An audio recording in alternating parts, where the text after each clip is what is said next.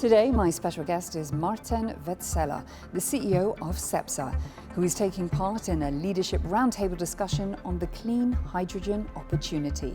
Maarten, it's great to see you. Thank you for talking to me today. Very, very pleased to be with you here today in Abu Dhabi.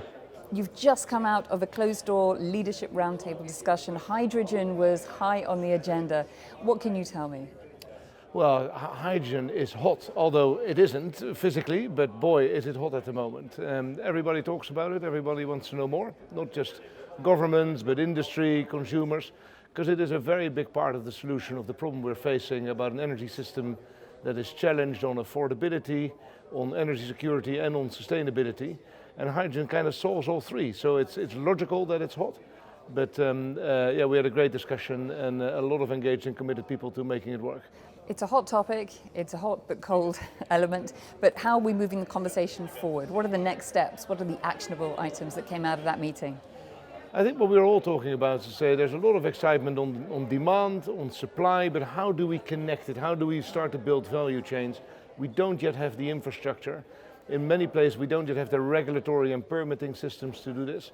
So it was very much an implementation-driven discussion. What are the little hurdles that we need to remove for this thing to flow, to scale up, and to start to become part of the energy system? And I think I left with a lot of confidence.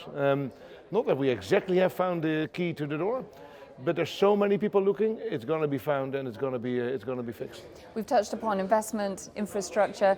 What are the other hurdles that potentially stand in the way?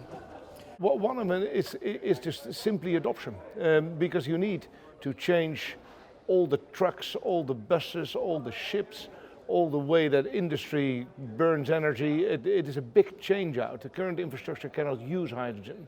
And that big change out is a bit scary to people because they've been driving trucks on diesel or they've been floating ships on fuel oil, and now suddenly they need to do something else. And so I think there's going to have to be a few pioneers to go first, and then the herd will follow. Lastly, how would you sum up your experience at ADIPEC so far?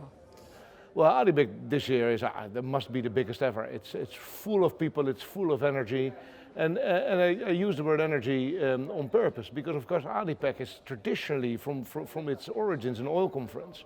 But nowadays it's an energy conference. You talk about hydrogen, we talk about decarbonization, we talk about bio, of course also about oil and gas. It's not forgotten and it's still highly relevant in the world, but the conference is more popular than ever and broadening out to become an energy conference, the premier energy conference in the calendar. What are we going to talk about 12 months from now? I hope 12 months from now we're no longer talking about conflicts and about recessions, but that we're starting to get into the positive thoughts about, okay, how can we get this world to grow again? How can we make sure it's well supplied with energy, create jobs, get rid of energy poverty? So to get onto that agenda the energy industry is so good at.